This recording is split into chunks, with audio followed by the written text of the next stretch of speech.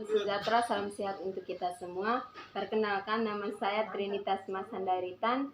Saya akan menjelaskan sedikit materi tentang sistem pakar, di mana materi ini untuk memenuhi nilai tugas saya dengan mata kuliah kecerdasan buatan. Adalah salah satu cabang AI khusus untuk penyelesaian masalah tingkat manusia yang pakar. Sistem pakar juga menggunakan pengetahuan manusia yang terekam dalam komputer untuk memecahkan persoalan yang biasanya memerlukan keahlian manusia. Yang kedua, aplikasi sistem pakar. Aplikasi sistem pakar adalah sistem berbasis komputer yang menggunakan pengetahuan, fakta, dan teknik penalaran dalam memecahkan masalah yang biasanya hanya bisa dipecahkan oleh seorang pakar dalam bidang tersebut. Materi yang berikut adalah contoh aplikasi sistem pakar. Contoh-contohnya seperti yang pertama, sistem pakar berbasis web identifikasi penyakit ayam. Yang kedua, sistem pakar identifikasi hama dan penyakit tanaman apel berbasis web. Yang ketiga, sistem pakar konsultasi siswa bermasalah. Yang keempat, sistem pakar untuk mengidentifikasi gizi buruk pada anak berbasis web, dan lain sebagainya. Yang materi yang berikut adalah karakteristik umum sistem pakar. Karakteristiknya adalah yang pertama, memiliki nilai kepakaran yang mampu membantu user dalam menyelesaikan tugas dan juga membantu memecahkan masalah dan memberikan solusi. Yang kedua, karakteristik yang berikutnya adalah domain tertentu merupakan kekhususan dari sebuah sistem pakar dalam membidangi suatu disiplin ilmu tertentu.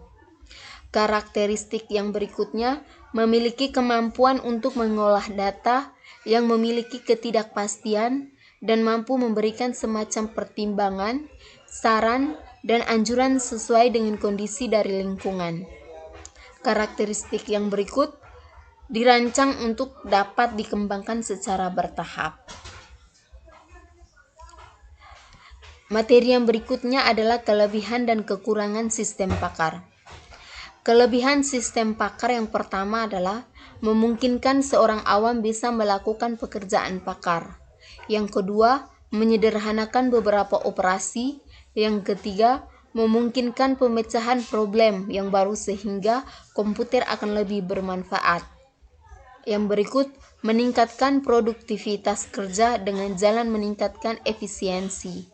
Kelebihan yang terakhir adalah merupakan panduan yang intelijen.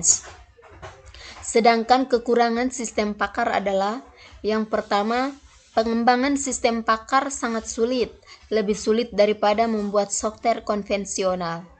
Yang kedua, sistem pakar sangat mahal dalam artinya biaya. Yang ketiga, sistem pakar tidak 100% handal. Yang keempat, sistem pakar terkadang tidak dapat membuat keputusan atau jawaban. Komponen dalam sistem pakar, yang pertama antarmuka, yang kedua basis pengetahuan, yang ketiga akuisisi pengetahuan, yang keempat mesin inferensi, yang kelima workplace, yang keenam fasilitas penjelasan, yang ketujuh perbaikan pengetahuan. Yang berikut konsep dasar sistem pakar. Konsep dasar sistem pakar menurut Turban mencangkup beberapa persoalan mendasar, antara lain apa yang dimaksud dengan keahlian, siapa yang disebut pakar, bagaimana keahlian dapat ditransfer, dan bagaimana sistem bekerja. Konsep dasar sistem pakar juga yaitu pengguna menyampaikan fakta atau informasi untuk sistem pakar dan kemudian menerima saran pakar atau jawab. Arsitektur sistem pakar.